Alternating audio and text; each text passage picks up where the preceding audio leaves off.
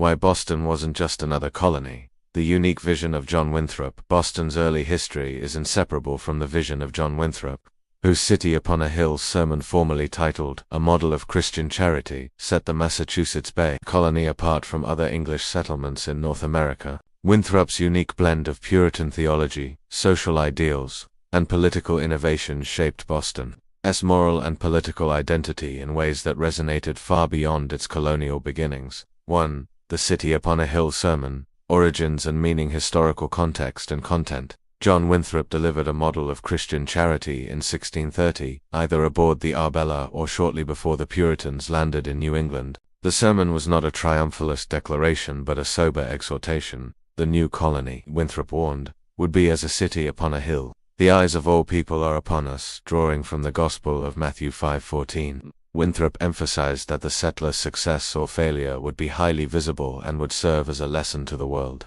Key themes of the sermon included divine providence and inequality. Winthrop argued that God had ordained social and economic differences to foster interdependence, charity, and unity, justice and mercy. The community was to be governed by the dual principles of justice and mercy, with a strong emphasis on loving one's neighbor as oneself.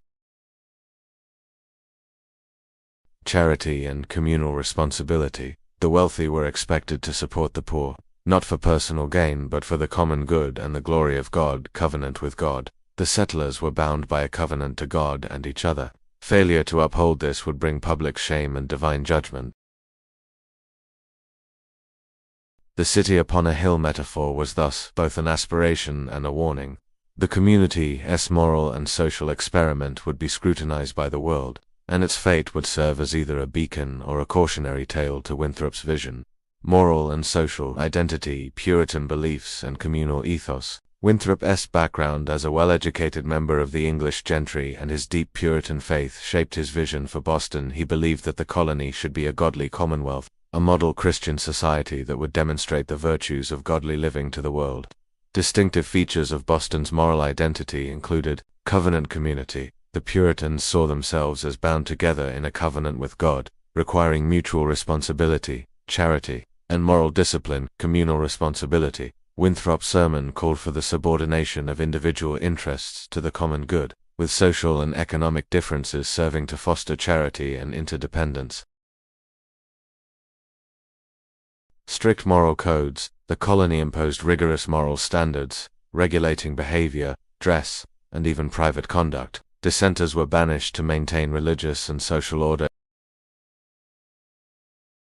Implementation in daily life. Primary sources from early Boston settlers, including Winthrop's own letters and journals, reveal a community striving to embody these ideals. The settlers shared resources, forgave debts, and cared for the needy. As outlined in a model of Christian charity, the emphasis on mutual aid and unity was reflected in both the structure of government and daily practices. 3. Political identity. Boston's unique governance. Political structures under Winthrop. Boston's political development under Winthrop was distinct from other colonies. Annual elections and representative government. The Massachusetts Bay Colony established a system where freemen church members elected magistrates annually, and each town sent representatives to the General Court, which functioned as both a legislative and judicial body. Integration of church and state. Only male church members could vote or hold office, ensuring that political power was closely tied to religious conformity. Participatory local governance. Town meetings and church congregations played central roles in decision-making, reflecting the Puritan ideal of participatory yet disciplined, self-government comparison to other colonies. Unlike Virginia, which was dominated by economic elites and a more secular, hierarchical structure, or Rhode Island, which embraced religious tolerance and separation of church and state. Boston's governance was theocratic, participatory for church members, and rooted in a communal ethos for the evolution and legacy of the city upon a hill. Adaptation over time. As Boston grew, the strict religious orthodoxy of the first generation gave way to greater diversity and complexity. Economic diversification and population growth led to increased social tensions and a gradual loosening of Puritan controls. However, The participatory political structures and the ideal of communal responsibility persisted, influencing the development of democratic practices in Massachusetts and beyond. Enduring influence. The city upon a hill concept, though largely forgotten for centuries, was revived in the 19th and 20th centuries as a symbol of American exceptionalism and civic responsibility. It has been invoked by political leaders to articulate visions of national purpose and moral leadership. 5. Why Boston wasn't just another colony. Boston's distinctiveness lay in a uniquely articulated moral mission. Winthrop's city upon a hill vision gave Boston a sense of collective purpose and accountability that was rare among colonial settlements. Integration of faith and governance. The close relationship between church membership and political rights created a theocratic yet participatory system, setting Boston apart from more secular or proprietary colonies. Communal ethos and social discipline. The emphasis on charity, mutual responsibility, and moral discipline shaped both the laws and the daily lives of the settlers. Lasting political innovation. The early embrace of regular elections, representative assemblies, and local self-government became hallmarks of New England and, ultimately, American political life. Conclusion. John Winthrop's vision, as articulated in the City Upon a Hill sermon, made Boston more than just another English colony. It became a model at once aspirational and cautionary of communal responsibility, moral discipline, and participatory governance. This vision shaped Boston's identity, set it apart from its contemporaries, and left a legacy that continues to influence American ideals and self-understanding. Boston Latin School and Harvard. How Colonial Boston invented American education. Boston Latin School, founded 1635, and Harvard College, founded 1636, are the two oldest educational institutions in the United States. Their establishment in colonial Boston not only marked the beginning of formal education in America, but also set enduring models for elite education, civic leadership, and intellectual life that would shape the nation for centuries. Below is a comprehensive look at their founding, educational philosophy, relationship, influence, and legacy. 1. Founding of Boston Latin School and Harvard. Boston Latin School founded April 23, 1635, by the town of Boston, making it the oldest public school in America. Purpose. Modeled after the Free Grammar School of Boston, England, its mission was to provide a classical education centered on Latin and Greek, preparing boys for university, especially Harvard, and leadership roles in church and government. Accessibility. While the school was open to boys regardless of social class and funded by land rents and donations, it excluded girls and black students for much of its history. Early operations. Classes began in the home of the first headmaster, Philemon Portman, before moving to a dedicated schoolhouse in 1645. The curriculum was rigorous, with long school days and a focus on classical languages and literature. Harvard College, founded 1636, by a vote of the Great and General Court of the Massachusetts Bay Colony, just 1 year after Boston Latin. Purpose. Established to ensure an educated clergy and leadership for the Puritan colony, Harvard was intended to train ministers, teachers, and civic leaders. Key figures. John Harvard, a clergyman, bequeathed half his estate and his library to the college, leading to its naming in his honor. Location. Situated in Newtown, renamed Cambridge, chosen for its academic seclusion and resemblance to English universities. 2. Educational philosophy and curriculum. Boston Latin School philosophy, rooted in Puritan beliefs. The school emphasized literacy for religious understanding, moral instruction, and preparation for civic leadership. Curriculum. Modeled after English grammar schools, the curriculum focused on Latin, Greek, classical literature, Cicero, Virgil, Ovid, religious texts, and some arithmetic and writing. Instruction was rigorous, relying on memorization, recitation, and strict discipline. Harvard College philosophy. Harvard's mission was both religious and classical, aiming to produce learned men for ministry and governance. Over time, Enlightenment, ideals, reason, science, and secular knowledge were incorporated. Curriculum required proficiency in Latin and Greek for admission, The curriculum included classical literature, philosophy, theology, mathematics, natural sciences, and rhetoric.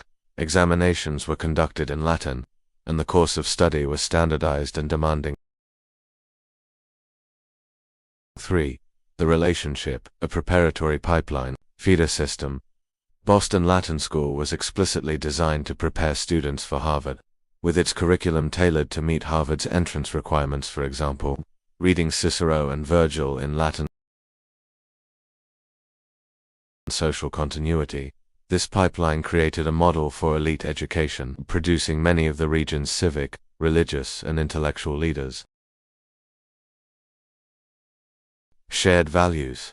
Both institutions emphasized classical education, discipline, and the cultivation of intellectual and moral virtues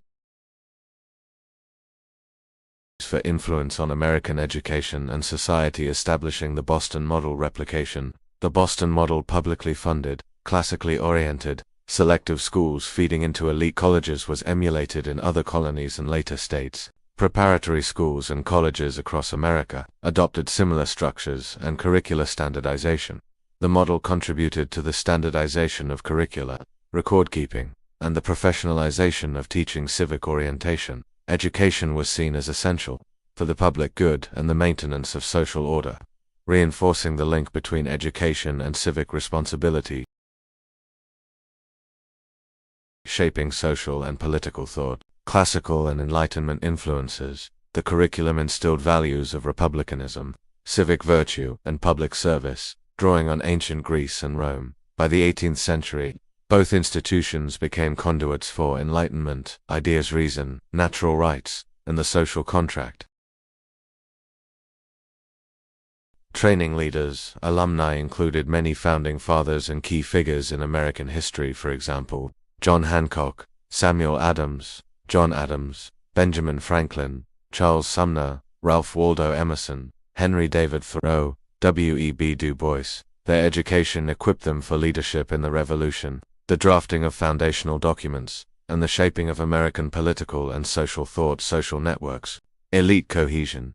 Attendance at Boston Latin and Harvard created powerful social networks among the colonial elite, facilitating the exchange of ideas and coordinated political action, especially during the American Revolution. 5. Critiques and limitations. Exclusivity. Both institutions were initially open only to white male elites, excluding girls, people of color, and the poor. The first black graduate of Boston Latin was not until 1877, and the first girl graduated in 1859. Narrow curriculum. The focus on classical languages and literature left little room for science, practical skills, or creativity, and was slow to adapt to changing intellectual currents.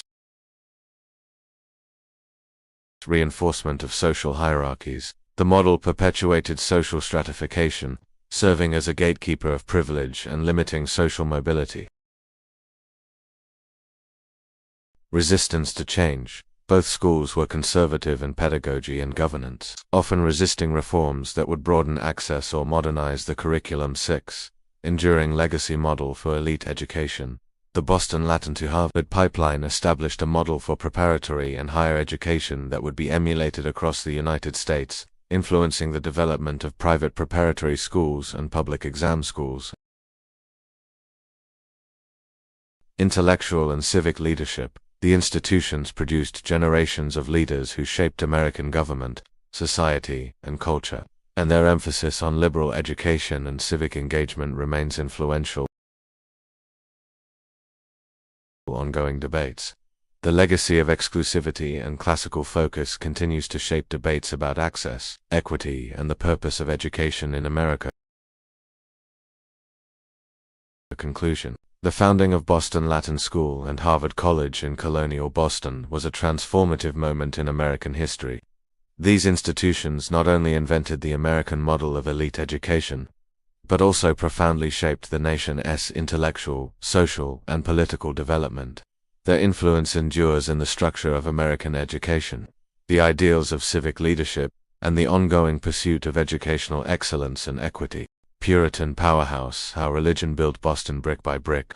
Boston's emergence as a major colonial city was not a historical accident, but the direct result of the Puritan vision that shaped the city's physical layout, governance structures, and the rhythms of daily life.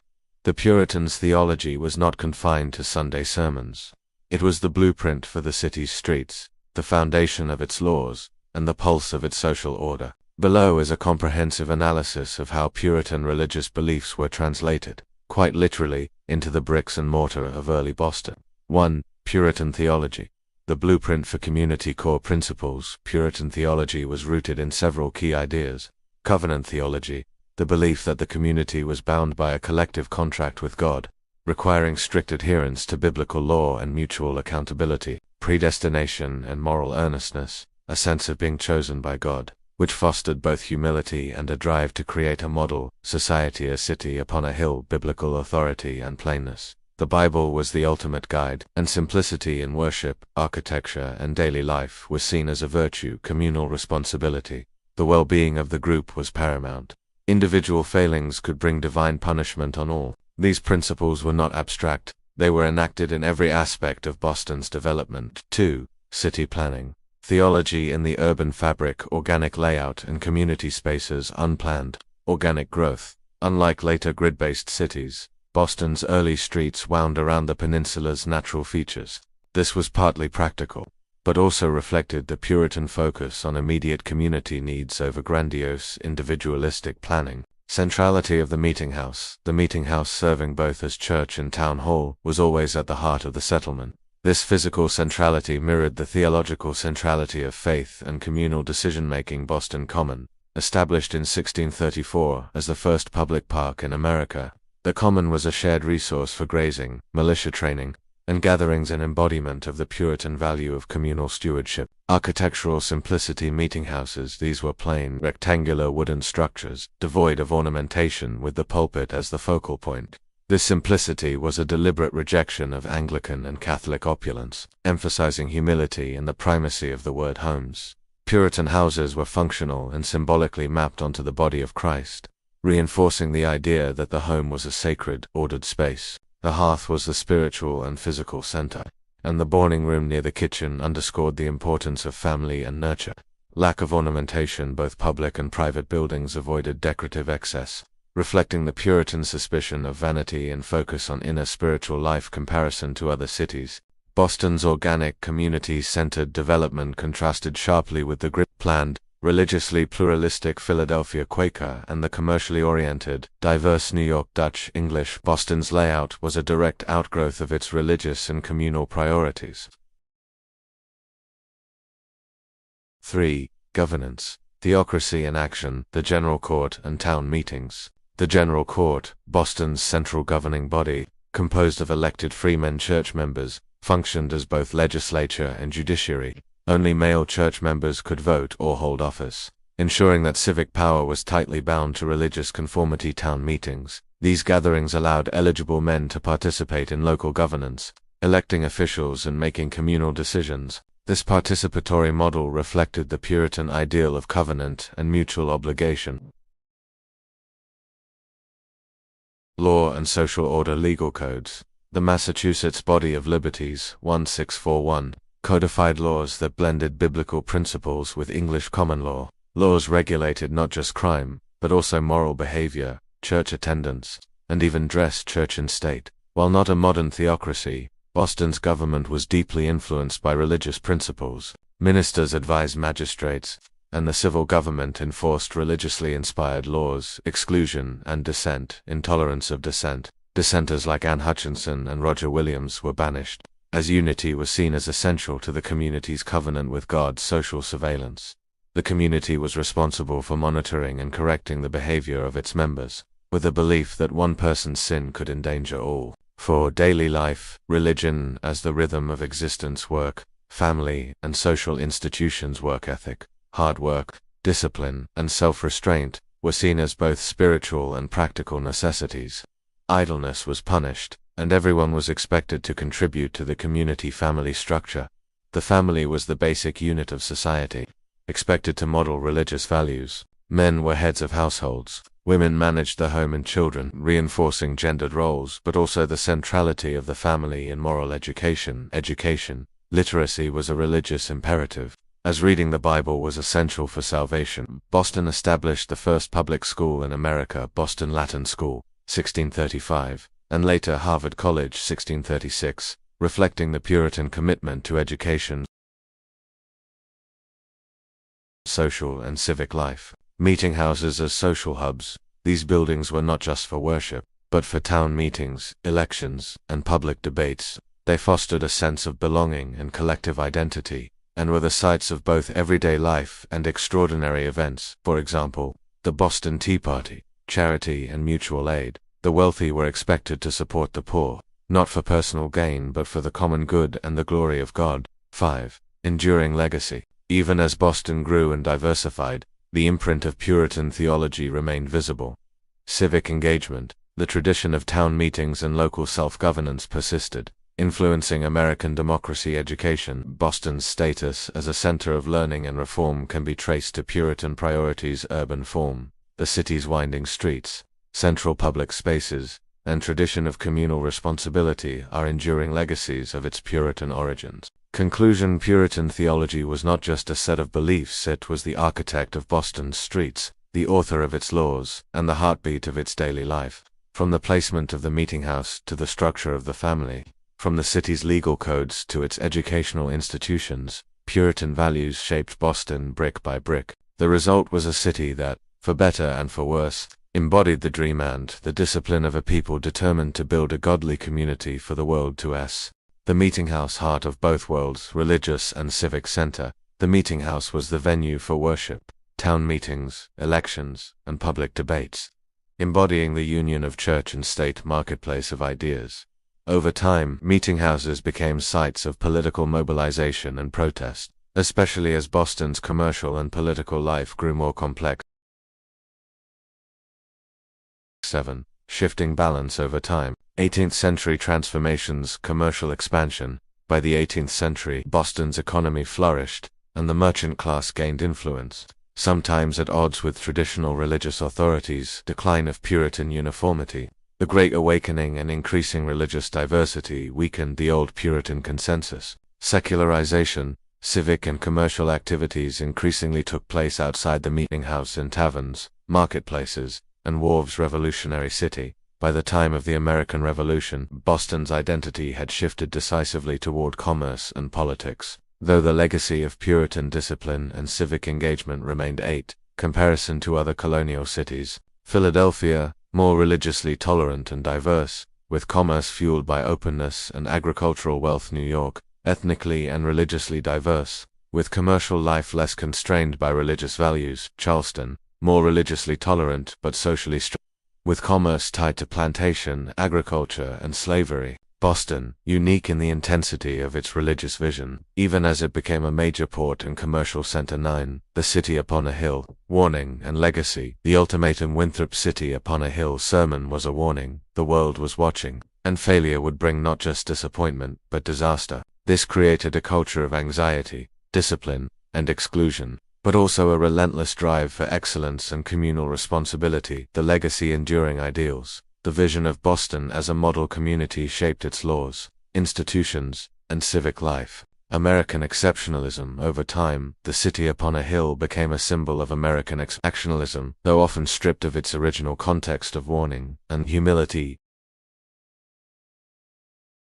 tension, and innovation.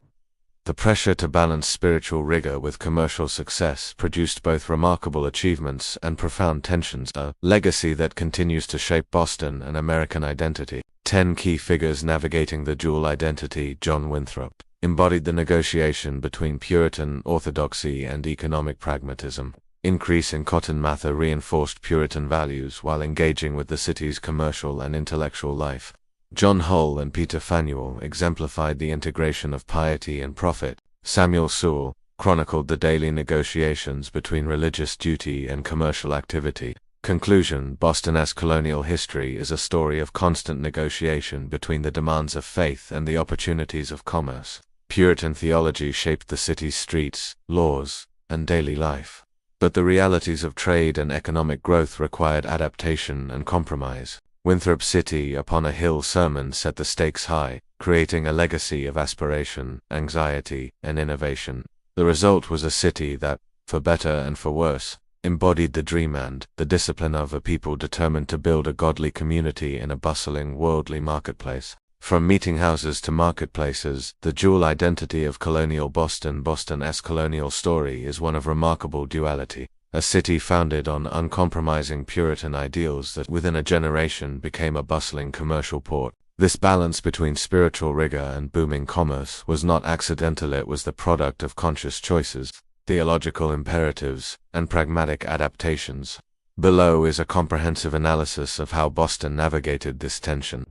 The role of Puritan theology in shaping its urban and civic life, and the enduring impact of John Winthrop's City Upon a Hill sermon as both a warning and a legacy. 1. The Puritan Blueprint. Theology as the foundation. Covenant theology and the City Upon a Hill. Boston's founders, led by John Winthrop, were driven by a vision of a city upon a hill, a community that would serve as a model of Christian virtue for the world. Winthrop's 1630 sermon, a model of Christian charity, was not a boast but a warning. The eyes of all people were upon them, and failure would bring public shame and divine wrath. Covenant with God. The Puritans believed they were bound by a collective contract with God. Their success or failure would be a public testament to their faithfulness, or lack thereof.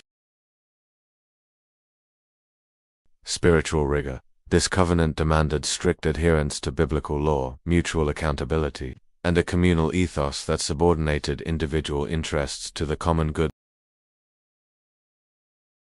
Theological principles in practice. Workers' worship. The Puritan work ethic held that all labor, if done faithfully, glorified God. This encouraged industriousness, but also placed moral limits on the pursuit of wealth. Suspicion of excess. While hard work and prosperity were signs of God's favor, ostentatious wealth and luxury were viewed with suspicion, as they could distract from spiritual priorities too. City planning. Faith in the urban fabric, organic layout and centrality of the meet. No grand grid. Boston's early street plan followed the contours of the Shawmut Peninsula, resulting in winding streets and irregular plots. This organic development reflected both practical needs and the Puritan focus on community over individualism. Meeting house at the center. The meeting house was the heart of every neighborhood, serving as both church and town hall. Its central location and plain architecture symbolized the primacy of faith and communal decision-making. Boston Common. Established in 1634 as a shared space for grazing, militia drills, and gatherings, the Common embodied the Puritan value of communal stewardship.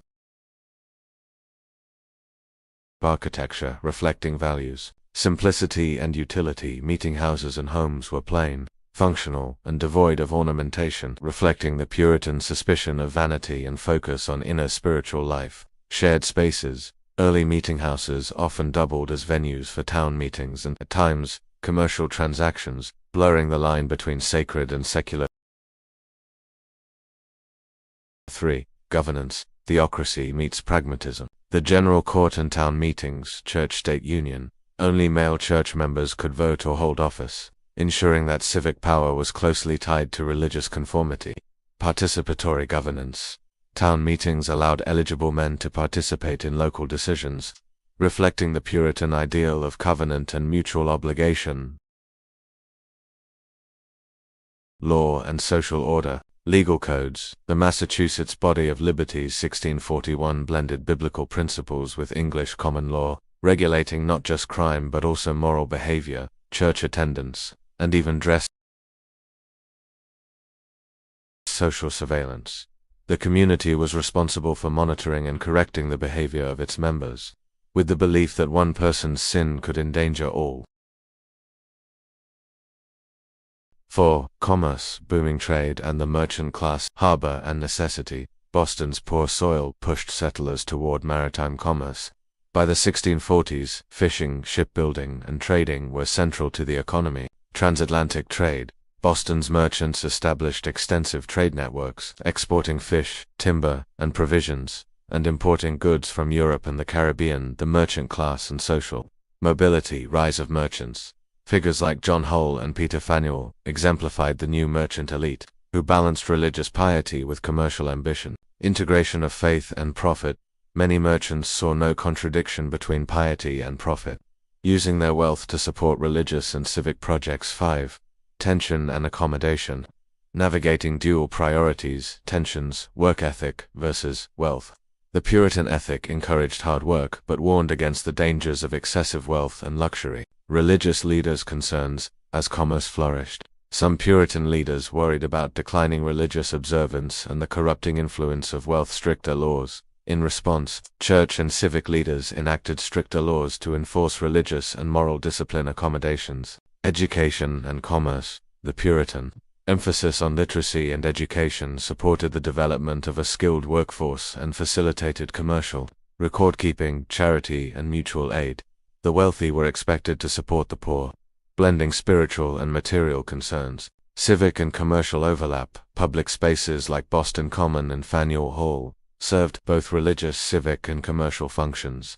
Gender roles and family life. The Puritan household, a little church, patriarchal structure. Men, heads of households, responsible for providing decision-making and spiritual leadership. Women managed the household, oversaw domestic staff, and took on economic and legal responsibilities when needed. As deputy husbands, women could run businesses or farms in their husband's absence. Children. Large families, 7 or 8 children on average, though high infant mortality rates were common. Education. Mothers taught children to read, often using the New England Primer, and instilled religious values. Spiritual life. Family worship. Both parents were responsible for the spiritual upbringing of their children, aiming to raise a godly seed. Social expectations. Women's authority. While subordinate in public, women had significant authority within the home and were essential to the family's spiritual and economic well-being. Domestic life and housing. Homes built for faith, family, and survival. Architecture. Early homes, modest wooden structures with 1 or 2 rooms, built quickly for shelter. Larger homes. As wealth grew, some built multi-room, multi-story houses, but even these were simple by modern standards. Features. Central fireplace, the heart of the home for cooking and heating. Room layout. A central common room for cooking, eating, and working. Bedrooms, chambers above furnishings, sparse and utilitarian. Storage was minimal, with clothing and bedding kept in chests. Daily routines. Heating and lighting, firewood for warmth, candles or oil lamps for light. Sanitation, water from wells, chamber pots and outdoor privies. Community. Houses clustered around the meeting house and marketplace, reflecting the importance of church and community. Cultural customs and leisure. Faithful fun, recreation and social life. Religious centrality. Church attendance, mandatory and central to community life. Education. High literacy rates, with schools established so all could read the Bible. Leisure activities, permitted recreation, singing, storytelling, and games for children with parental approval. Music and arts. Musical instruments were avoided in church but enjoyed at home. Reading, writing, and poetry were common. Physical activity. Sports and games were limited, but some physical activity was accepted for health. Social gatherings, feasting, and social meals, important for community bonding. Weddings and dances. Modest celebrations were permitted. Dancing was allowed in moderation. Festivals. Traditional English holidays were suppressed, but harvest festivals and days of Thanksgiving were celebrated. Public punishments. Public punishments for moral transgressions served as both deterrent and social spectacle. In summary, life in 17th century Boston was a tapestry woven from faith, family, and hard work. The Puritans' beliefs shaped every aspect of daily existence, from the bread on their tables to the bonnets on their heads, from the structure of their homes to the rhythms of their work and worship. While their society was disciplined and sometimes severe, it was also vibrant, resourceful, and deeply communal. A world where every meal, garment, and gathering was a reflection of their vision for a godly city upon a hill. The first American elites, Harvard clergy, and colonial class in Boston. Boston's colonial history is inseparable from the rise of a distinct elite Harvard-educated ministers and magistrates who shaped the city's religious, political, and social order. This elite emerged from the intersection of Puritan theology, the founding of Harvard College, and the city's unique blend of spiritual rigor and commercial ambition. Below is a comprehensive analysis of how Harvard's early graduates dominated colonial life, how Puritan ideals were embedded in Boston's urban and civic fabric, and how John Winthrop's A City Upon a Hill sermon cast a long shadow over the city's identity. 1. Harvard's founding, training the Puritan elite, mission and origins. Harvard College was founded in 1636 by the Massachusetts General Court, just 6 years after Boston's settlement, with the explicit purpose of training a learned ministry for the Puritan churches of New England. The Puritans believed that an educated clergy was essential for interpreting Scripture and maintaining the moral and social order of the colony. The college's motto, Veritas Christo, et Ecclesiae, Truth for Christ and the Church, reflected this religious mission. Socioeconomic backgrounds. From its inception, Harvard drew its students from the colony's upper echelons, sons of ministers, magistrates, wealthy merchants, and prominent landowners. Admission required not only intellectual preparation, but also significant financial resources, making Harvard a gatekeeper for the emerging colonial elite. 2. Harvard graduates, dominance in church and state, religious leadership, clergy as community pillars. A significant proportion of Harvard's early graduates became ministers, fulfilling the college's founding mission. These ministers were not only spiritual leaders but also wielded considerable influence in local governance, education, and community organization. Harvard-educated ministers, figures such as Increase Mather and Samuel Mather, exemplified the intellectual and spiritual leadership provided by Harvard alumni. Ministers were responsible for preaching, catechizing, moral oversight, and maintaining communal standards, church-state interdependence. In Puritan New England, the line between church and state was blurred. Ministers often advised magistrates, influenced legislation, and helped enforce moral codes, political leadership, civil governance. Harvard graduates quickly came to dominate the Massachusetts General Court, the colony's legislature, and other key offices. The college's curriculum, emphasizing classical languages, logic, and ethics, was designed to produce leaders for both church and state. Creation of a colonial elite. Harvard's alumni formed a close-knit network that controlled the clergy, legal profession, and colonial government, perpetuating the influence of elite families across generations. Social stratification, education as a class marker. Harvard functioned as both a symbol and a mechanism of social stratification. Its degree was a prerequisite for leadership roles and a marker of elite status. Limited mobility. While a few students from modest backgrounds attended Harvard, the overwhelming trend was for the college to reproduce and reinforce existing social hierarchies. 3. Puritan theology.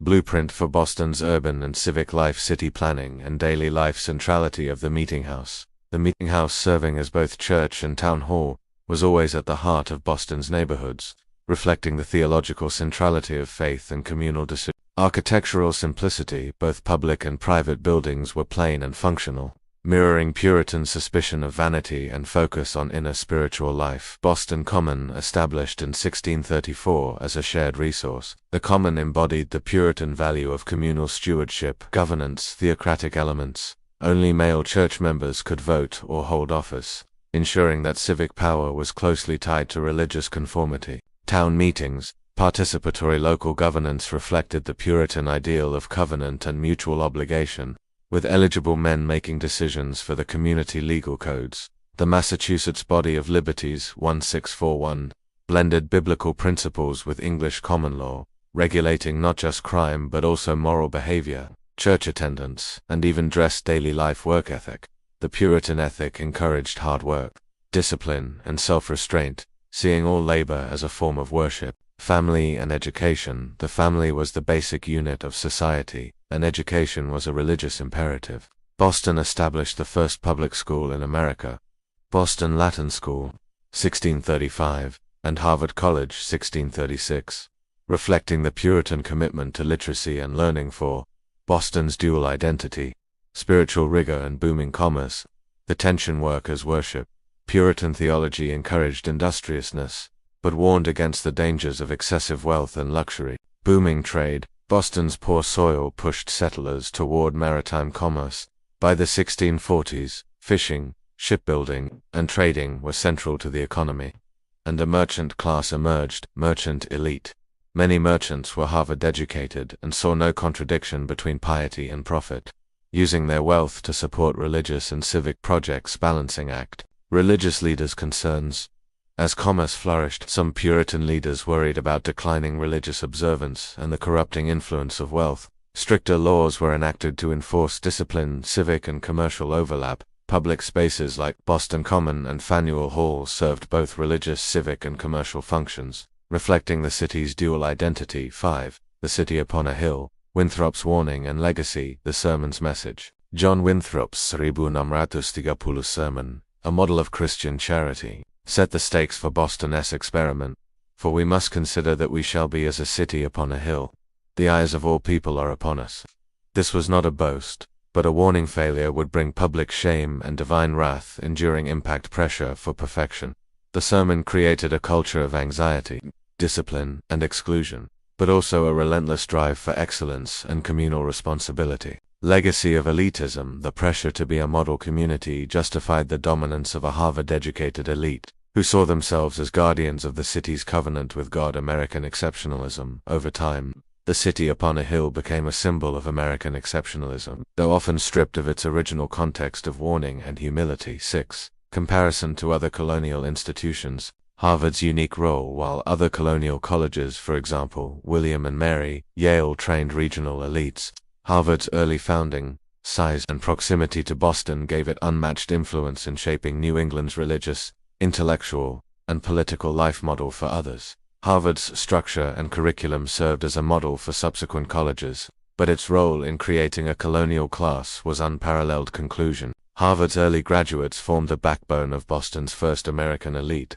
dominating both the pulpit and the halls of power. Their education, rooted in Puritan theology, shaped the city's laws, urban form, and daily life. While their dominance reinforced social hierarchies and limited mobility, Boston's dual identity, balancing spiritual rigor with commercial ambition, was both a product of and a challenge to this elite. The enduring impact of Winthrop's City Upon a Hill sermon was to set the stakes high, creating a legacy of aspiration, anxiety, and innovation that defined Boston and, ultimately, American identity. The city's story is thus one of both inspiration and exclusion, a testament to the power and the limits of a vision that sought to build a godly community in a bustling, worldly marketplace. Puritan powerhouse. How religion built Boston brick by brick. Boston's emergence as a major colonial city was not a historical accident, but the direct result of the Puritan vision that shaped the city's physical layout, governance structures, and the rhythms of daily life. The Puritans' theology was not confined to Sunday sermons. It was the blueprint for the city's streets, the foundation of its laws, and the pulse of its social order. Below is a comprehensive analysis of how Puritan religious beliefs were translated, quite literally, into the bricks and mortar of early Boston. 1. Puritan theology. The blueprint for community core principles. Puritan theology was rooted in several key ideas. Covenant theology, the belief that the community was bound by a collective contract with God, requiring strict adherence to biblical law and mutual accountability. Predestination and moral earnestness, a sense of being chosen by God, which fostered both humility and a drive to create a model society, a city upon a hill. Biblical authority and plainness. The Bible was the ultimate guide, and simplicity in worship, architecture, and daily life was seen as a virtue. Communal responsibility. The well-being of the group was paramount. Individual failings could bring divine punishment on all. These principles were not abstract, they were enacted in every aspect of Boston's development. 2. City planning. Theology in the urban fabric, organic layout, and community spaces. Unplanned, organic growth. Unlike later grid-based cities, Boston's early streets wound around the peninsula's natural features. This was partly practical, but also reflected the Puritan focus on immediate community needs over grandiose, individualistic planning. Centrality of the meeting house. The meeting house, serving both as church and town hall, was always at the heart of the settlement. This physical centrality mirrored the theological centrality of faith and communal decision-making. Boston Common, established in 1634 as the first public park in America, the Common was a shared resource for grazing, militia training, and gatherings, an embodiment of the Puritan value of communal stewardship. Architectural simplicity. Meeting houses. These were plain, rectangular wooden structures, devoid of ornamentation, with the pulpit as the focal point. This simplicity was a deliberate rejection of Anglican and Catholic opulence, emphasizing humility and the primacy of the word homes. Puritan houses were functional and symbolically mapped onto the body of Christ, reinforcing the idea that the home was a sacred, ordered space. The hearth was the spiritual and physical center, and the boarding room near the kitchen underscored the importance of family and nurture. Lack of ornamentation. Both public and private buildings avoided decorative excess, reflecting the Puritan suspicion of vanity and focus on inner spiritual life. Comparison to other cities. Boston's organic, community-centered development contrasted sharply with the planned, religiously pluralistic Philadelphia Quaker and the commercially oriented, diverse New York Dutch English. Boston's layout was a direct outgrowth of its religious and communal priorities. 3. Governance, theocracy in action, the General Court and town meetings. The General Court, Boston's central governing body, composed of elected freemen church members, functioned as both legislature and judiciary. Only male church members could vote or hold office, ensuring that civic power was tightly bound to religious conformity. Town meetings. These gatherings allowed eligible men to participate in local governance, electing officials and making communal decisions. This participatory model reflected the Puritan ideal of covenant and mutual obligation. Law and social order. Legal codes. The Massachusetts Body of Liberties, 1641, codified laws that blended biblical principles with English common law. Laws regulated not just crime, but also moral behavior, church attendance, and even dress. Church and state. While not a modern theocracy, Boston's government was deeply influenced by religious principles. Ministers advised magistrates, and the civil government enforced religiously inspired laws. Exclusion and dissent. Intolerance of dissent. Dissenters like Anne Hutchinson and Roger Williams were banished, as unity was seen as essential to the community's covenant with God. Social surveillance. The community was responsible for monitoring and correcting the behavior of its members, with a belief that one person's sin could endanger all. For daily life, religion as the rhythm of existence. Work, family, and social institutions. Work ethic, hard work, discipline, and self-restraint were seen as both spiritual and practical necessities. Idleness was punished, and everyone was expected to contribute to the community family structure. The family was the basic unit of society, expected to model religious values. Men were heads of households. Women managed the home and children, reinforcing gendered roles, but also the centrality of the family in moral education. Literacy was a religious imperative, as reading the Bible was essential for salvation. Boston established the first public school in America, Boston Latin School, 1635, and later Harvard College, 1636, reflecting the Puritan commitment to education. Social and civic life. Meeting houses as social hubs. These buildings were not just for worship, but for town meetings, elections, and public debates. They fostered a sense of belonging and collective identity, and were the sites of both everyday life and extraordinary events. For example, the Boston Tea Party, charity and mutual aid. The wealthy were expected to support the poor, not for personal gain but for the common good and the glory of God. 5. Enduring legacy. Even as Boston grew and diversified, the imprint of Puritan theology remained visible. Civic engagement. The tradition of town meetings and local self-governance persisted, influencing American democracy. Education. Boston's status as a center of learning and reform can be traced to Puritan priorities. Urban form. The city's winding streets, central public spaces, and tradition of communal responsibility are enduring legacies of its Puritan origins. Conclusion. Puritan theology was not just a set of beliefs, it was the architect of Boston's streets, the author of its laws, and the heartbeat of its daily life. From the placement of the meeting house to the structure of the family, from the city's legal codes to its educational institutions, Puritan values shaped Boston brick by brick. The result was a city that, for better and for worse, embodied the dream and the discipline of a people determined to build a godly community for the world to see. Boston's 400-year-old ultimatum. Number #, Boston's 400-year-old ultimatum. Intro. A shining city on a hill. It's a phrase that echoes through American history, a symbol of hope and exceptionalism. Presidents from Kennedy to Reagan have used it to define America's role in the world. We picture brave Puritans landing on a wild shore, determined to build a beacon of freedom for all humankind. But what if the man who first spoke those words wasn't making a promise, but delivering a threat? What if his beautiful vision was actually a terrifying ultimatum? This is the story of how the intense pressure to create a perfect, godly society with the eyes of the entire world watching forged Boston in a crucible of fear. It's how an idealistic dream led to some of the strictest laws in American history, leaving a legacy we're still grappling with 400 years later. Section 1. the setup, a broken England.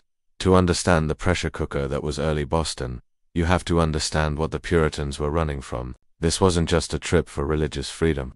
It was an escape from what they saw as total, systemic failure. In their eyes, 17th century England was a nation spiraling into corruption and divine punishment. The Church of England, which was supposed to be the country's bedrock, still felt far too Catholic for their tastes. Priests were often illiterate, and King Charles I was openly hostile to their calls for reform. The Puritans believed they had a sacred contract with God, a covenant. Do right by him, and he blesses you. Break the rules, and he punishes you.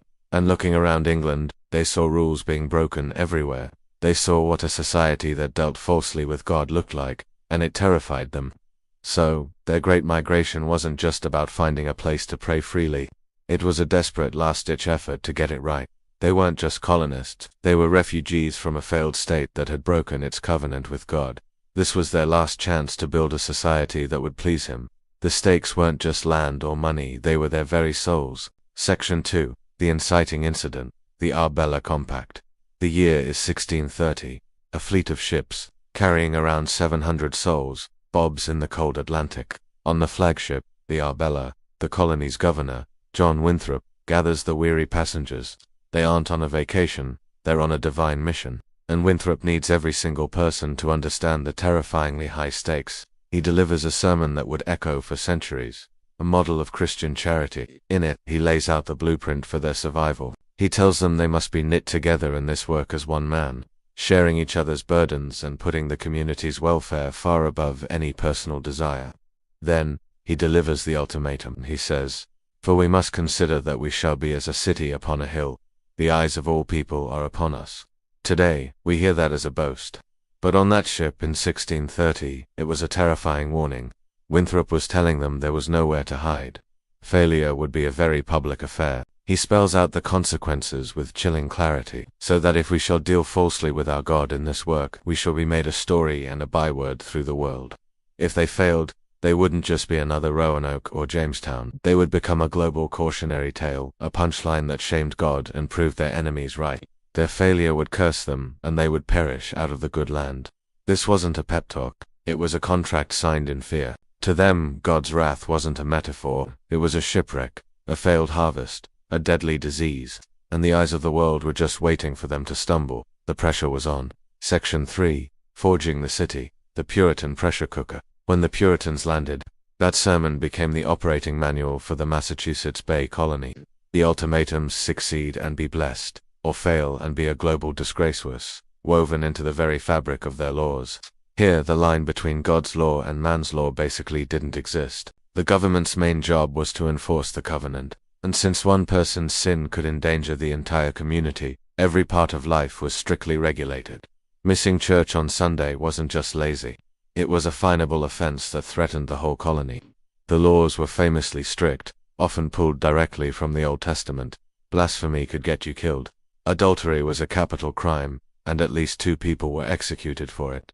Even a child could, in theory, be put to death for cursing their parents. There's a famous, if possibly exaggerated, story about a Captain Kimball who returned from a 3-year voyage, kissed his wife on their own doorstep, and was promptly put in the stocks for 2 hours for his lewd and unseemly behavior. This wasn't just about keeping things orderly, it was about collective survival. The logic was simple and terrifying. If your neighbor sins, God might punish the whole town. Therefore, your neighbor's morality is absolutely your business. This created an atmosphere where neighbors watched neighbors, all held together by an iron will. One tear in the fabric could unravel everything. The pressure to conform wasn't just social, it was existential. CTA, this intricate system, was designed to build a perfect society, but it had zero tolerance for error. And when you build a pressure cooker, it's only a matter of time before it boils over. Now let's see what happened when people started to push back. Section 4. The Climax. The crucible boils over. A system this rigid is bound to create dissent. And in Massachusetts Bay, dissent wasn't just a disagreement. It was a direct threat to the covenant, a crack in the foundation that could bring the whole experiment crashing down. Enter Anne Hutchinson. A wife, mother of 15, and a popular midwife. Hutchinson was brilliant, charismatic, and deeply religious. She started holding meetings in her Boston home to discuss the week's sermons, which was normal enough at first. But soon, Hutchinson began offering her own interpretations, suggesting that a person could know God directly, without needing a minister in the middle. To leaders like Governor Winthrop, this was spiritual dynamite. She was questioning the authority of the very people tasked with upholding the covenant. If anyone could get direct revelation from God, the whole top-down structure of church and state could become irrelevant. She was put on trial for heresy. During the proceedings, a furious Winthrop told her she had been more a husband than a wife and a preacher than a hearer. The court declared her a woman not fit for our society and banished her from the colony in 1637, and she wasn't the only one. Roger Williams, a minister who argued for separating church and state and dealing fairly with Native Americans, was also exiled. The system couldn't afford freethinkers. The fear of God's wrath meant any challenge to the established order had to be surgically removed. The city upon a hill had to be pure, and that meant expelling its dissenters with the same fervor it punished its sinners. Conclusion: a lasting legacy. So, did the Puritans succeed? In many ways, yes.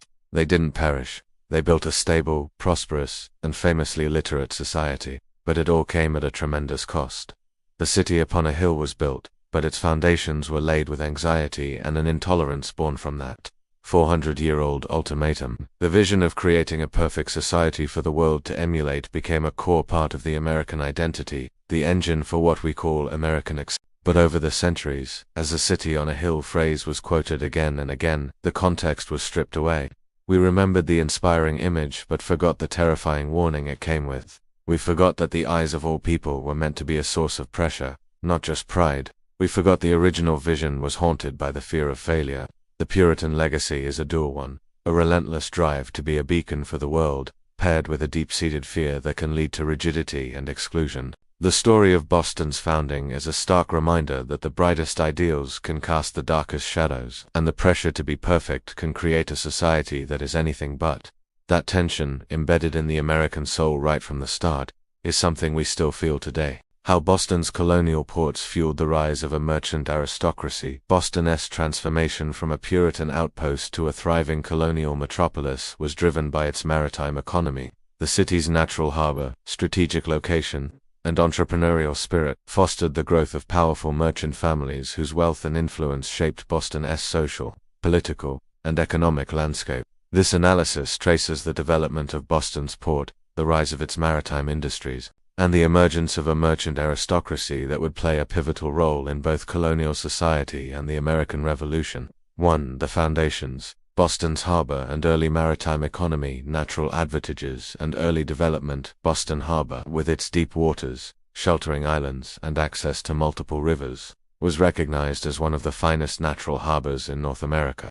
Even before English settlement, it served as a regional trading hub for Native Americans. After Boston's founding in 1630, the harbor quickly became the city's economic engine, supporting fishing, shipping, and trade. By the mid-1600s, Boston Harbor was the primary entry point for imports to New England, the waterfront filled with wharves, docks, and warehouses, and by 1660, nearly all regional imports passed through Boston, fueling rapid urban growth too. Key maritime industries and trade routes, fishing and cod trade. Fishing, especially cod, was the backbone of Boston's early economy. Dried and salted cod was exported to Europe, the Caribbean, and other colonies, accounting for up to 35% of New England's exports in the late 18th century.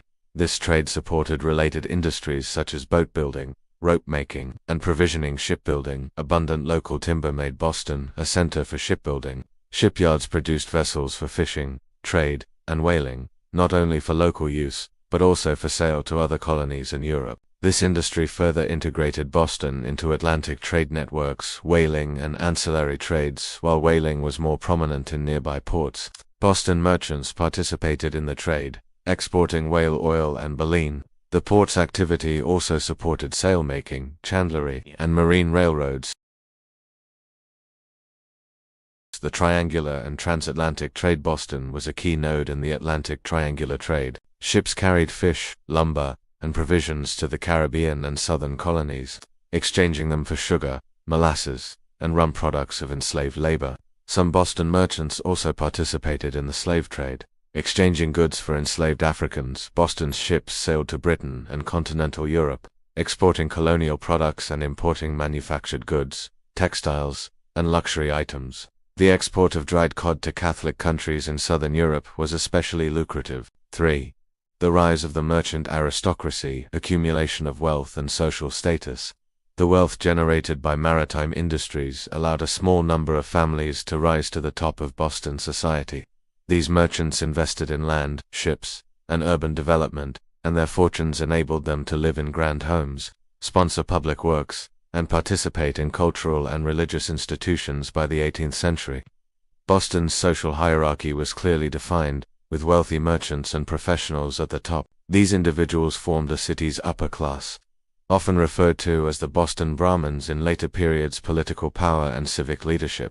Merchant wealth translated directly into political authority. After 1700, men of wealth and property began to replace religious leaders as the primary force in city life. Merchants held public office, served as selectmen, and influenced the administration of the city, including the regulation of trade and urban development. Their economic interests often shaped local policies, especially those related to commerce, taxation, and relations with British authorities. Merchant families formed tight-knit social networks, intermarrying and collaborating in business ventures, reinforcing their dominance in both economic and political spheres. 4. Prominent merchant families and their ventures. The Faneuil family, Peter Faneuil, of French Huguenot descent, became one of Boston's wealthiest merchants, inheriting a vast business network. The Faneuils were deeply involved in transatlantic trade, dealing in fabrics, pottery, manufactured items, and staple goods like molasses, rum, sugar, and cocoa. Peter Faneuil's business also included direct and indirect involvement in the slave trade. The Hancock family, Thomas Hancock, established a successful mercantile business, importing and exporting textiles, hardware, and foodstuffs, and engaging in privateering and shipping. John Hancock expanded the family business, becoming one of New England's wealthiest men and a key figure in the American Revolution. The Adams, Amory, Appleton, Boylston, and Bradley families. These families, along with others like the Cabot, Lowell, Forbes, Shaw, Crowninshield, and Saltonstall families, made their fortunes in trade, shipping, and later, banking and manufacturing.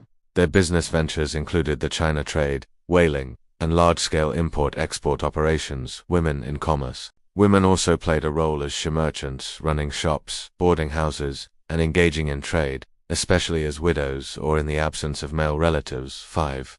The merchant elite and British authorities. Early cooperation and growing tensions. Initially, Boston's merchants benefited from the British Empire's mercantilist system, which provided access to British markets and protection for shipping. However, as British trade regulations and taxes, for example, the Navigation Acts, Sugar Act, Stamp Act, Townshend Acts, tightened, merchants increasingly resented imperial interference. Boston's merchants frequently engaged in smuggling and illicit trade to evade British restrictions. As their economic power grew, so did their political ambitions and willingness to challenge British authority leadership in resistance and revolution. Prominent merchants like John Hancock and Samuel Adams became leaders of the resistance, using their wealth and networks to fund and organize opposition to British rule. The Boston Tea Party, for example, was a direct response to the Tea Act, which threatened the interests of local merchants by granting the East India Company a monopoly. The merchant elite's grievances over trade restrictions and loss of autonomy became central to the broader colonial movement for independence, making them key architects of the American Revolution. 6. The legacy from colonial port to revolutionary powerhouse. Boston's merchant aristocracy was at the heart of the city's transformation from a prosperous colonial port to a hotbed of revolutionary activity. Their economic interests, social influence, and political leadership were critical in mobilizing resistance, shaping public opinion, and ultimately driving the colonies toward independence. The interplay between their pursuit of self-interest and their commitment to colonial rights made them both pragmatic and revolutionary, ensuring their lasting impact on the course of American history. Conclusion. Boston's colonial ports were the crucible in which a merchant aristocracy was forged. The city's maritime economy, anchored by fishing, shipbuilding, and transatlantic trade, created unprecedented wealth and opportunity. Powerful merchant families rose to prominence, shaping Boston's social hierarchy, civic institutions, and political destiny. Their leadership and resources not only fueled the city's growth, but also positioned Boston at the forefront of the American Revolution, leaving a legacy that endures in the city's identity and in the nation's history. Daily life in 17th century Boston. What did the Puritans eat, wear, and believe? Step into the bustling, windswept streets of 17th century Boston, and you'll find a city shaped as much by faith as by the Atlantic tides. The Puritans who built Boston brick by brick brought with them not just English customs, but a vision of a godly community, one that left its mark on every meal, garment, and daily routine. Here's a detailed look at what it meant to live, work, and worship in Puritan Boston. What did the Puritans eat? From scarcity to abundance, the colonial table, early challenges. The first years were lean, with settlers relying on what they could grow, hunt, or fish.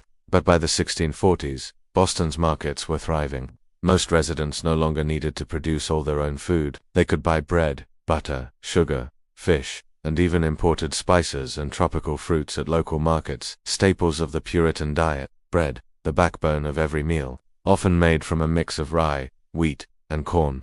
Thirded bread, combining all three grains, was common. Corn, adopted from indigenous peoples. Corn was used in dishes like Indian pudding, cornmeal, molasses, spices, and succotash. Corn and beans. Meat and fish, cod, beef, pork, and poultry were widely consumed. Fish was abundant, and meat was often boiled or stewed. Vegetables, root vegetables, turnips, carrots, pumpkins, beans, and squash were staples. Beans in particular were a dietary mainstay. Notable dishes: pumpkin sops, roasted, pureed pumpkin with butter and spices, served over bread. Peas porridge, a thick porridge made from peas, sometimes served cold. Boston brown bread, a steamed bread made from corn, wheat, or rye, often sweetened with maple syrup. Food preparation. Cooking methods: most food was boiled or stewed in large iron pots over the hearth. Baking was done in brick ovens or by burying pots in hot ashes. Preservation: with no refrigeration, food was preserved by drying, salting, pickling, or smoking. Seasoning: despite the stereotype, Puritan food could be flavorful, using available spices, maple syrup, and molasses. Social aspects: wealthier families enjoyed a greater variety of foods, including imported goods, while poorer households relied more on local grains and vegetables. Communal meals and feasts marked important religious and social occasions. What did the Puritans wear? Clothing as a reflection of faith and status. General principles: modesty and simplicity. Clothing was meant to reflect humility and avoid vanity. Outfits were plain, with minimal ornamentation, and designed to cover the body adequately. Sumptuary laws: strict laws regulated what materials and colors could be worn, often based on social status. Gold and silver, lace, silk, and elaborate accessories were reserved for the wealthy or officials. Typical garments: for men, doublets and breeches, simple, well-fitted, made from wool or linen. Coats and cloaks: long, dark, and plain, with a wide white linen collar. Hats: tall felt hats with simple bands. Ornamentation was minimal. Hair, worn short. Elaborate wigs and curls were discouraged for women. Gowns modest, with high necklines and long sleeves. Everyday colors were brown, maroon, navy, green, and tawny. Black was for best and the wealthy. Aprons and collars: white linen aprons and large collars, sometimes edged with simple lace. Head coverings: women always covered their hair with caps or bonnets. Fabrics: linen and wool were most common. Silk and lace were rare and strictly regulated. For children dressed as miniature adults, with the same emphasis on modesty and simplicity. Color palette: contrary to the all-black stereotype, Puritans wore a range of muted colors. Black was expensive and reserved for special occasions. Cultural significance: clothing was a visible marker of religious commitment and social discipline, distinguishing Puritans from the corrupt fashions of the English court. What did the Puritans believe? Faith as the foundation of life. Core beliefs: covenant theology. The community was bound by a collective contract with God. Success brought blessings, failure brought punishment. Predestination: God had already chosen the elect who would be saved. Personal holiness: every aspect of life was to be lived to the glory of God, with strict moral codes and constant self-examination. Scripture centrality: the Bible was the ultimate authority, and its study was central to both worship and daily living. Religious practices: worship. Church services were austere, focused on sermons and Bible readings. Musical instruments were forbidden. Only psalms were sung. A cappella. Family worship: households conducted daily prayers and Bible readings together. Education: Literacy was a religious imperative, so everyone could read the Bible. Boston established the first public school in America, Boston Latin School, 1635. Impact on daily routines. Work ethic. Hard work was seen as a sign of godliness and a way to honor God. Moral codes. Strict community accountability for upholding standards. Leisure was permitted only if it did not distract from religious duties. Community life. The meeting house was the center for both worship and civic decision-making work. How did Bostonians make a living? A city of trades, crafts, and commerce, maritime and urban focus. Port city. Boston's poor soil meant little large-scale farming. Instead, the city thrived on fishing, shipbuilding, and trade. Merchants and traders. Boston's merchants exported fish, lumber, and furs, and imported goods from Europe and the West Indies. Crafts and artisans. Shoemakers, tailors, weavers. Artisans produced shoes, clothing, and textiles. Weaving and tailoring were common trades. Wigmakers, printers, apothecaries. High-status trades included wig-making and printing. Apothecaries provided medical remedies, service, and hospitality. Tavern keepers. Taverns were central to social and economic life, often run by women, especially widows. Teachers and domestic workers. Some women ran schools or worked as servants, laundresses, or wet nurses. Women's work, domestic and economic roles. Women spun, wove, sewed, cooked, and sometimes ran businesses. Widows could inherit and operate shops or taverns. Social structure. Occupational hierarchy. The most prestigious jobs, governors, ministers, merchants, were reserved for well-off white men. Skilled trades were respected. Unskilled labor and domestic service were lower in status. Theological disputes. Seeds of dissent and political culture. Early dissent. Anne Hutchinson, Roger Williams, and the antinomian controversy. Boston's theocratic order was challenged almost from the start. Anne Hutchinson, 1637–1638. Hutchinson's criticism of the colony's ministers and her claim to direct revelation from God led to her trial and banishment. Her case exposed the fragility of Puritan consensus and the dangers of dissent in a society where church and state were intertwined. Roger Williams's advocacy for religious liberty and separation of church and state led to his exile and the founding of Rhode Island, setting a precedent for religious tolerance and challenging the Puritan model of civic religious unity. The Halfway Covenant and the Great Awakening. Halfway Covenant, 1662. As religious fervor waned, the Halfway Covenant allowed partial church membership for the children of baptized but unconverted members. This compromise reflected anxieties about maintaining religious purity and civic participation. The Great Awakening, 1730s–1740s. Evangelical revivalism challenged the authority of established clergy and promoted individual religious experience, undermining the traditional alliance between church and civic authority and fostering a spirit of resistance to established power. Impact on civic authority. These disputes forced the colonial government to define the boundaries of acceptable belief and behavior, often resulting in the exclusion or punishment of dissent. Over time, repeated theological conflicts eroded the close alliance between church and state, fostering greater religious pluralism and laying the groundwork for later challenges to civic authority. 3. Civic activism, town meetings and participatory governance. The town meeting, incubator of democracy and resistance. Boston's governance was built on the New England town meeting, a system of direct democracy where male property holders debated and voted on local issues. Open participation. Town meetings allowed broad participation, fostering a sense of ownership and responsibility among citizens. Deliberation and consensus. These forums encouraged debate, amendment, and consensus building, nurturing critical thinking and engagement with public issues. Local autonomy. Town meetings preserved local self-government, allowing Bostonians to manage their own affairs and resist external interference. Early civic activism and resistance. Defense of charter rights. When the Massachusetts Charter was revoked in 1684 and replaced by the Dominion of New England, Bostonians led a revolt in 1689, arresting Governor Andros and restoring their previous government. A dramatic assertion of local rights. Opposition to trade regulations.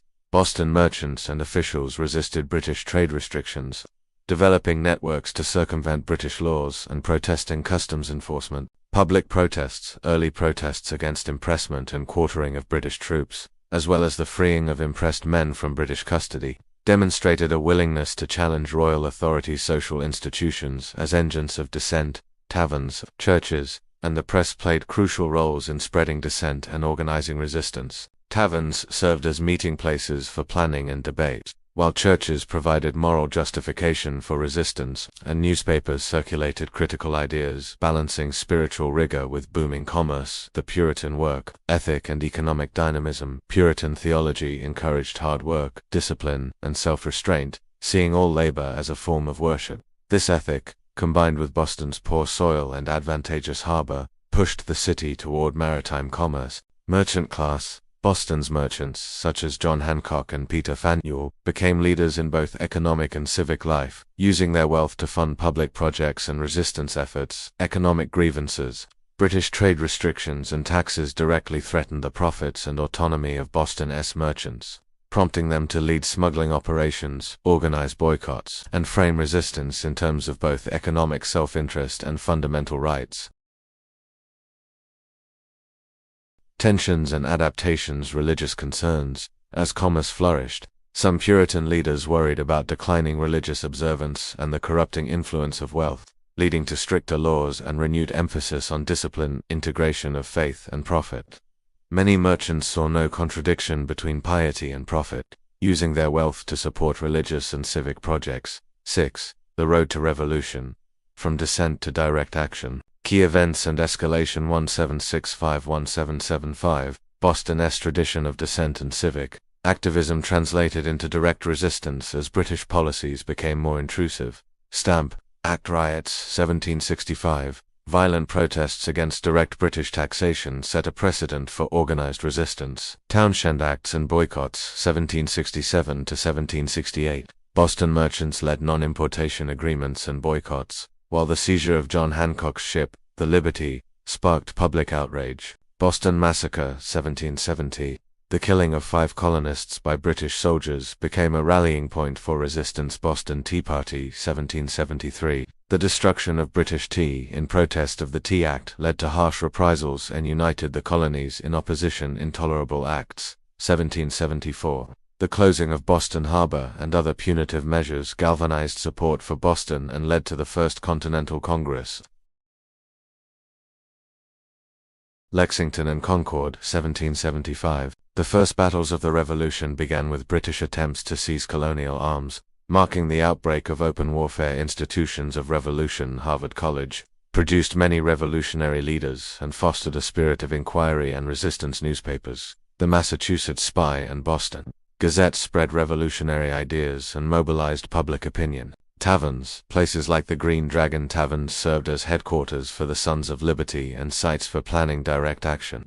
Comparison to other colonial cities. Boston's revolutionary development was unique in its intensity, early onset, and the interplay of its religious, civic, and economic structures. While Philadelphia and New York also became centers of resistance, Boston's participatory governance, merchant-driven economy, and tradition of dissent made it the spark and model for the broader revolutionary movement. Conclusion.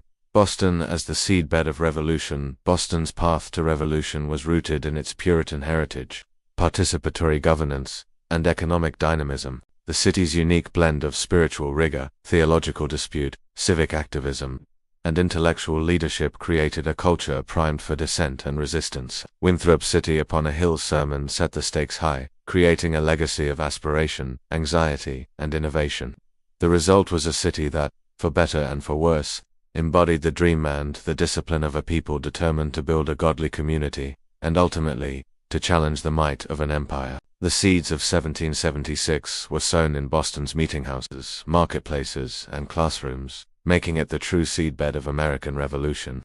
Witches, dissenters, and heretics. The hidden side of Puritan Boston. Boston's Puritan founders envisioned a city upon a hill, a model of Christian virtue and unity. But beneath this ideal lay a society obsessed with conformity, enforced by law, theology, and social pressure.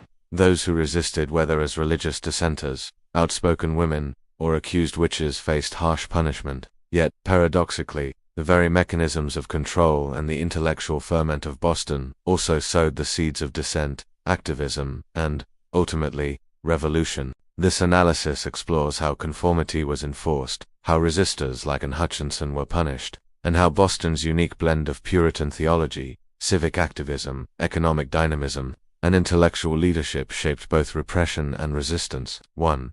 The theological foundations of conformity, covenant theology, and the city upon a hill.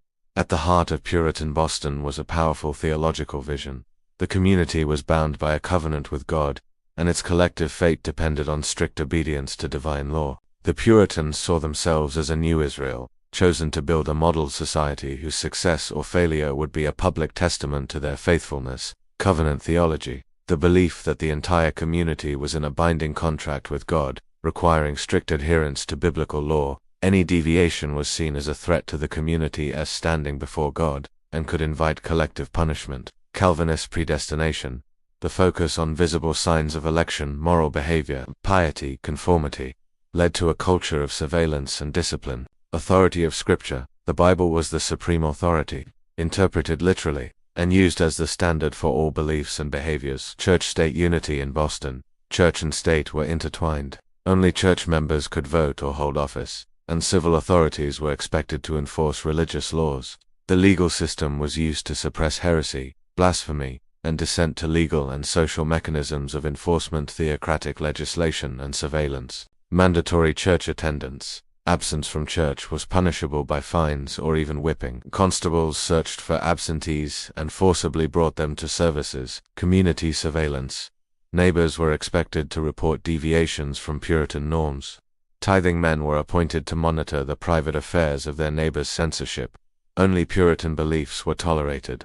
Dissenting speech was suppressed, and repeat offenders faced banishment, mutilation, or execution punishments for nonconformity. Fines, whipping, and stocks. Minor offenses, for example, missing church, Sabbath breaking, were punished by fines, public whipping, or time in the stocks banishment. The ultimate punishment for dissenters like Anne Hutchinson and Roger Williams was expulsion from the colony, mutilation, and execution. Persistent dissenters, especially Quakers, could face ear cropping or hanging. Seizure of children. Parents deemed unfit to provide proper Puritan education could have their children removed and apprenticed elsewhere. The Salem witch trials. Conformity and hysteria. The infamous Salem witch trials 1692–93 were a direct outgrowth of Boston's culture of conformity. Accusations of witchcraft were used to target those, especially women, who deviated from social or religious norms. The trials reflected the same anxieties about dissent and disorder that drove the persecution of heretics and dissenters. In Boston 3, The Fate of Dissenters, Anne Hutchinson and others. Anne Hutchinson, the archetype of punished dissent. Beliefs. Hutchinson argued for salvation by grace alone, and claimed direct revelation from God, challenging both the clergy's authority and gender norms. Trial. She was charged with heresy, sedition, and gender transgression. Despite her articulate defense, her claim of direct revelation sealed her fate. Punishment. Hutchinson was banished from the colony and excommunicated from the Boston Church. Her followers were also expelled. Other notable dissent. Roger Williams, banished for advocating separation of church and state and fair treatment of Native Americans, founded Rhode Island as a haven for religious freedom. Quakers, imprisoned, whipped, banished, and, in some cases, executed for defying Puritan religious authority. Mary Dyer, a former supporter of Hutchinson, was hanged for repeatedly returning to protest. Quaker persecution. Baptists and others, fined, banished, or physically punished for rejecting Puritan doctrines. Gender and dissent. Women who dissented were seen as doubly threatening, not only for their religious views but for challenging gender norms. The cases of Anne Hutchinson and Mary Dyer illustrate how women who spoke publicly or led religious gatherings faced especially harsh penalties. For the role of witchcraft accusations. Witchcraft as a tool of social control, targeting women and outsiders. The majority of those accused of witchcraft in New England were women, often those who were outspoken, independent, or marginalized. Theological justification. Puritan ministers, including Boston's increase in cotton mather, warned of the devil's influence and the need for vigilance against spiritual threats. Legal mechanisms. Witchcraft was a capital crime, and the courts used spectral evidence and community testimony to convict the accused. The Salem witch trials in Boston. While the trials occurred in Salem, their roots lay in the culture of conformity and fear of dissent that Boston exemplified. The trials were a manifestation of the same impulse to suppress nonconformity and maintain social order. 5. The paradox of conformity. Seeds of dissent and resistance. Civic activism and participatory governance. Town meetings. Boston's system of participatory governance town meetings fostered debate, consensus building, and a sense of civic responsibility. These forums became incubators for later activism and resistance. 3e. Defense of charter rights. Bostonians led revolts against external authority, for example, the Dominion of New England, asserting local rights and self-government. Economic dynamism and the merchant class. Booming commerce. Boston's economic success created a wealthy merchant class, some of whom, like John Hull and Peter Faneuil, used their influence to support both religious and civic projects from meetinghouses to marketplaces. Tensions. As commerce flourished, some Puritan leaders worried about declining religious observance, but the merchant class often pushed for greater autonomy and tolerance. Intellectual leadership in Harvard's graduates. Harvard College, founded to train a learned ministry, Harvard quickly became the training ground for the colony's elite. Its graduates dominated both the pulpit and the halls of power, shaping Boston's laws, institutions, and intellectual life. Harvard's early graduates. Spread of new ideas. Over time, Harvard's curriculum expanded to include Enlightenment thought, fostering a spirit of inquiry and skepticism toward traditional authority. Many revolutionary leaders, for example, John Adams, Samuel Adams, were Harvard alumni. Harvard's early graduates. The irony of suppression. The very mechanisms designed to enforce conformity, rigorous education, participatory governance, and civic engagement also created the conditions for dissent, debate, and, eventually, revolution. Boston's culture of surveillance and discipline produced both repression and resilience. As dissenters found new ways to challenge authority and assert their rights. Rebellion roots. 6. Comparison with other colonies. Boston's intolerance was exceptional even by colonial standards. While other colonials like Connecticut and New Haven enforced religious conformity, none matched Boston's severity. In contrast, Rhode Island and Pennsylvania became havens for dissenters, explicitly protecting freedom of conscience. Rhode Island, Pennsylvania. 7. The enduring legacy. Boston's hidden side. The persecution of witches, dissenters, and heretics reveals the dark underbelly of the city upon a hill.